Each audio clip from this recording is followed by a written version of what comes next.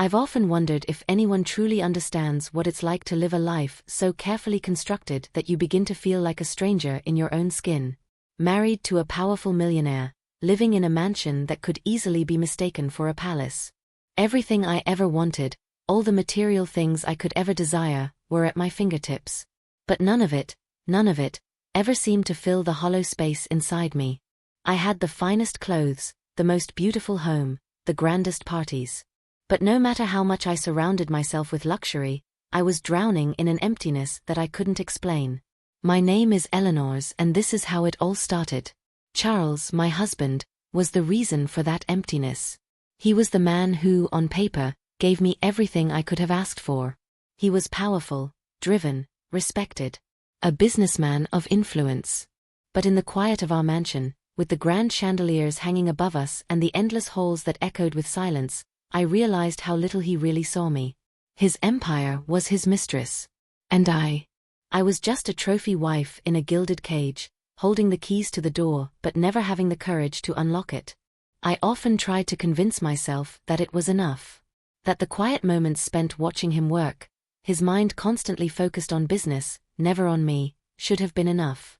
But it wasn't.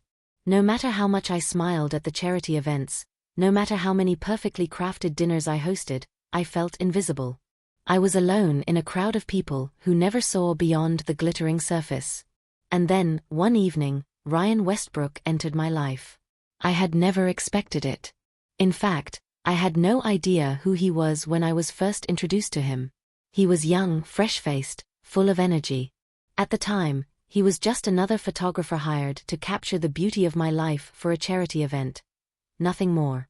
I had been told that he had a reputation for making even the most reluctant subjects shine. And I wondered if he could do that with others. Could he see beyond the surface of my carefully constructed life? The first time our eyes met, I felt it, something electric. It wasn't the kind of admiration I'd grown accustomed to, the kind that lingers politely over cocktails. It was deeper, more intense. He looked at me like he was seeing the real me.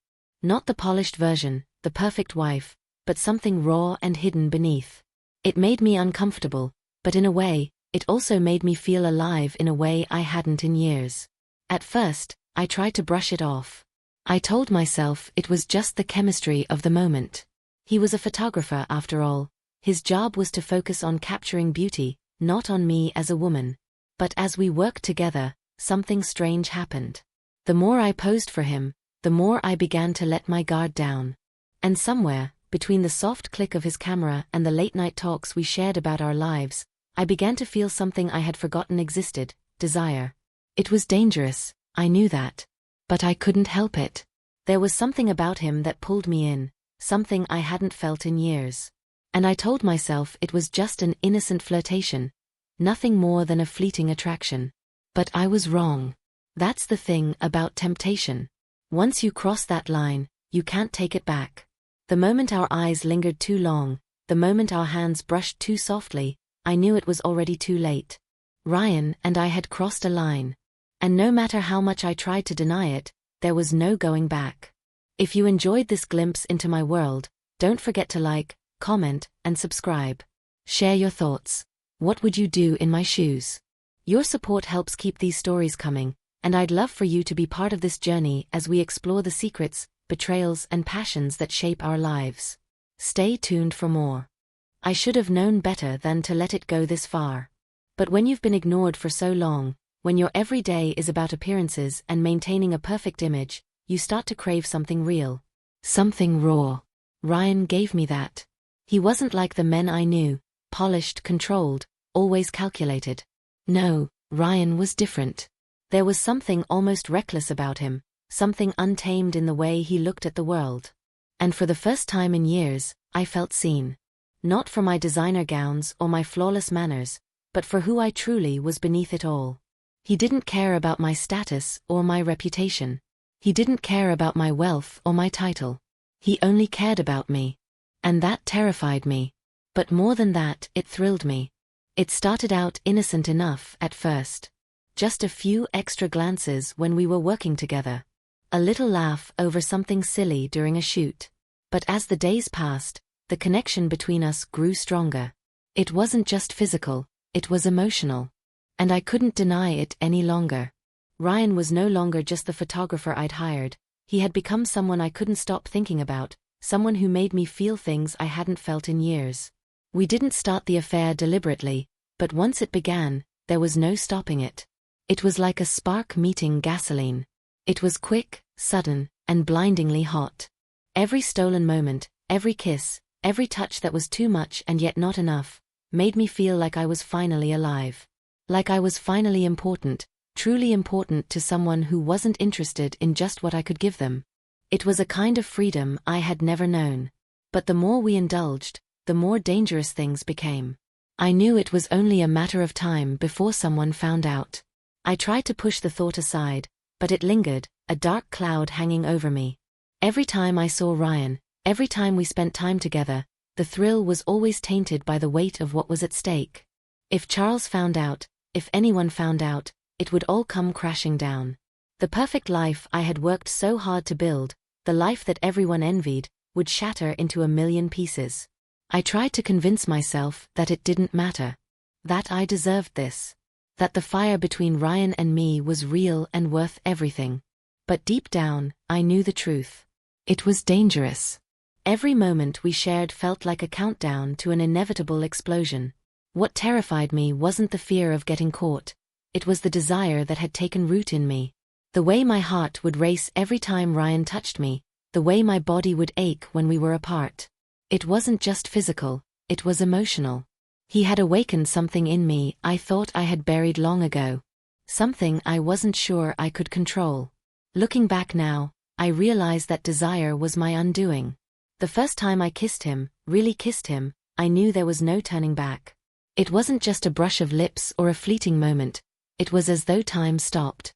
The rest of the world ceased to exist. In that moment, there was only Ryan and me, and nothing else mattered. It was intoxicating. His hands on my skin, his breath in my ear. It felt like every part of me had been touched in a way I never thought possible. The excitement and fear mixed together, and I couldn't tell where one ended and the other began. But even as I reveled in that moment, a small voice inside me screamed to stop. To pull away, to break free before it was too late. I knew the consequences. I had seen what happened to other women who got caught up in affairs. But the pull of what I felt for Ryan was too strong. And every time I saw him, every time we exchanged even the smallest glance, I couldn't help myself. What had started as something so innocent had transformed into something far more dangerous.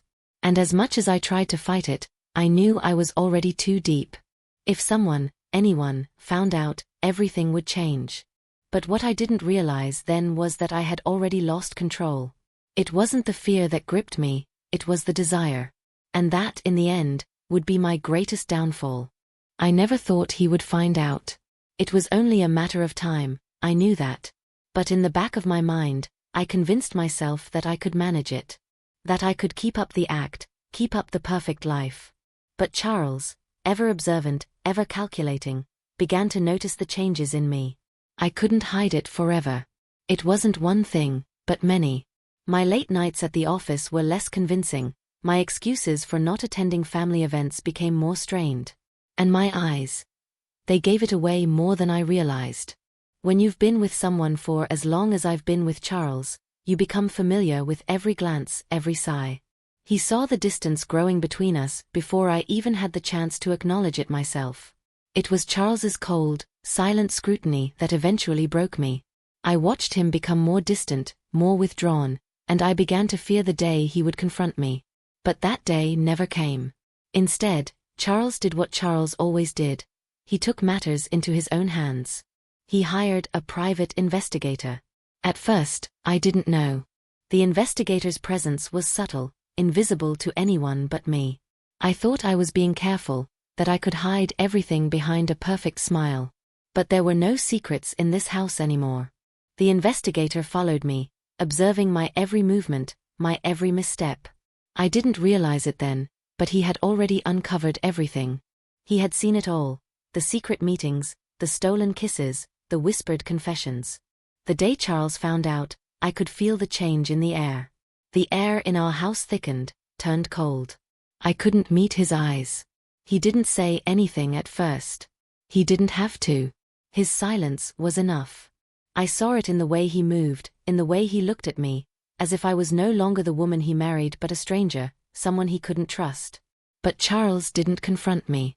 No, he didn't need to. Instead, he did what he always did best. He retreated, grew colder, more calculating. He started to withdraw from me in the most deliberate way possible, cutting off the tenderness that had once been a part of us.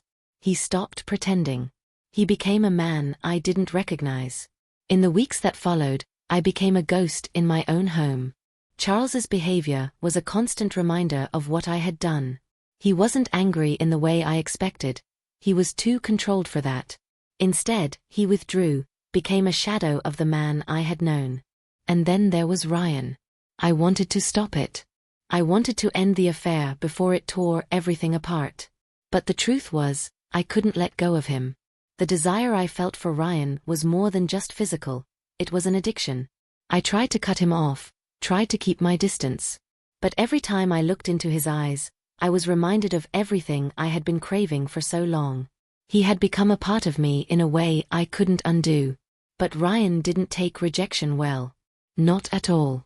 When I told him that we couldn't see each other anymore, that I needed to focus on saving my marriage, his reaction was far more intense than I could have ever anticipated. His face, usually calm and composed, twisted with fury. For the first time, I saw the dangerous edge to him, the side of Ryan I hadn't wanted to believe existed. "You can't just walk away from me, Eleanor," he snarled, his voice low, filled with anger. "You think you can throw me away like I'm nothing? After everything we've shared? I won't let you do this." His hands, once gentle, gripped my arms tightly. There was no tenderness in his touch anymore, only a possessiveness that made my blood run cold. I tried to pull away, but he wouldn't let go. He was angry. The kind of anger that felt like it could turn into something much darker. I never thought I'd fear Ryan. He had always been a refuge, a place of passion and release. But now, in his eyes, I saw something I couldn't ignore: obsession. "I won't let you leave me," he repeated, his voice trembling with something I couldn't identify. Was it rage? Desperation? Or was it something even more dangerous? I tried to push him away, but he was stronger than I realized. "Ryan, you have to understand, this is over. It's too risky. It's too dangerous." "You don't get to decide that," he snapped, his grip tightening. "I won't let you ruin this. Not after everything we've been through. You're mine, Eleanor. You always were." A chill ran down my spine. I had thought I was in control of this affair, that I could walk away when it suited me. But I was wrong. The more I tried to sever ties, the more Ryan pulled me back. His obsession wasn't just emotional, it was all-consuming. I could see it in his eyes, in the way he started to stalk me, showing up at places where he knew I'd be. He'd wait outside my house, watching from his car, waiting for me to come out, to give him another chance. I felt trapped. The walls were closing in around me, and every choice I made felt like it pushed me further into a corner I couldn't escape. Charles had discovered my affair, and Ryan had turned into someone I no longer recognized. Someone dangerous, someone who would stop at nothing to keep me. The web of lies I had carefully crafted was falling apart, and I was losing control of everything. I didn't know who I could trust anymore. I didn't know how to get out of this. I had started this affair to escape my loneliness, my emptiness. But now, it had become my prison. I thought I could manage the situation, that I could keep both worlds separate. But when you've been living in a lie for so long, the truth has a way of coming out. No matter how much you try to hide it. It was just another evening.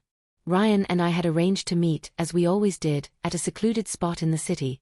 A place where no one would see us, a place where we could pretend for just a little while longer that we were free, that we were more than what the world expected us to be. But that night, there was something different in the air. Something I couldn't put my finger on, something that made the hairs on the back of my neck stand up. We had fought earlier. Ryan didn't like the distance I had been putting between us. He didn't understand why I needed to slow down, why I needed to figure things out. To him, everything was simple. We belonged together, and I couldn't keep running away from it. But it wasn't simple. Not for me. Not anymore. I had tried to explain, tried to tell him that I couldn't be with him like this, that I couldn't destroy everything I had worked for, everything I had built. But he didn't hear me. And then, it happened. The moment I walked into the room, Ryan was there, pacing, his face twisted in frustration. His eyes, usually warm and inviting, were cold, dark with a depth of emotion I didn't recognize. He grabbed me by the arm before I could say a word, pulling me toward him with a force that left me breathless. "Do you think I'm stupid?" He spat, his voice low but filled with venom. "Do you think I don't know what you're doing? You can't just walk away from me, Eleanor. Not after everything. You owe me." I had never seen him like this. His anger wasn't just directed at me, it was an all-consuming thing, a storm that was impossible to escape. My heart raced, my hands trembling as I tried to pull away from his grip. "Ryan, please," I whispered, my voice shaking. "I can't do this anymore. I can't live like this. I need to." "You don't get to make decisions anymore," he growled, his grip tightening.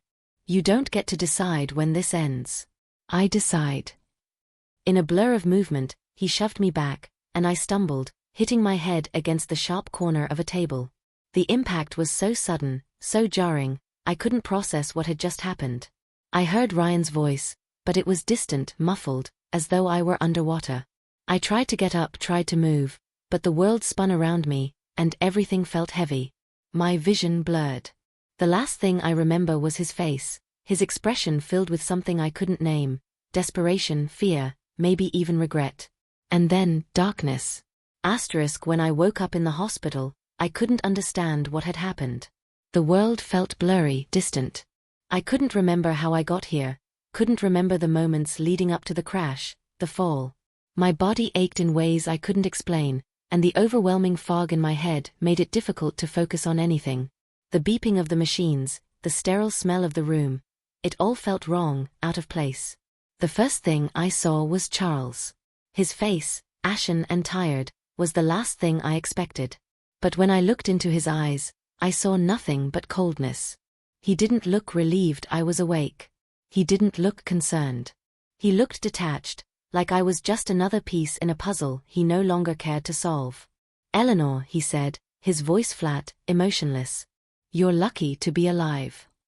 I tried to speak, tried to apologize, but my throat was dry, my body too weak. My mind was still racing, still reeling from what had just happened. I had no answers. What was I supposed to do now? What was left for me? I thought I could control the chaos in my life. I thought I could keep the pieces of my fractured world from falling apart. But I was wrong. The truth had shattered everything. And now, I didn't know if there was any way to put it all back together. Charles's eyes never softened. He didn't speak of the affair, didn't say anything about Ryan, but I could feel the weight of his disappointment, the weight of everything that had come to light, hanging between us. His silence spoke volumes, and in that moment, I realized how deep the betrayal cut. It wasn't just about me and Ryan anymore. It was about everything I had destroyed in the process. My marriage, my reputation, my life. It was all slipping through my fingers. But what terrified me more than anything was the question that loomed over me like a dark cloud. What had happened to Ryan? I always believed I could control everything. My marriage, my secrets, my desires. But when Ryan disappeared, when everything unraveled, I was left with nothing but the wreckage of my decisions. Charles had always been a man of power, of control, of careful calculation. But what do you do when everything slips through your fingers, when the facade cracks and the truth is exposed for the world to see? I thought I could manage the lies, the deceit. But now, I was faced with something I could no longer ignore, the weight of the consequences. Charles knew about the affair, of course. He had known for a while. The signs had been there, and the investigator's report confirmed everything he suspected. But it wasn't until he saw the aftermath of what Ryan had done to me that something inside him snapped. It wasn't just betrayal anymore. It was rage.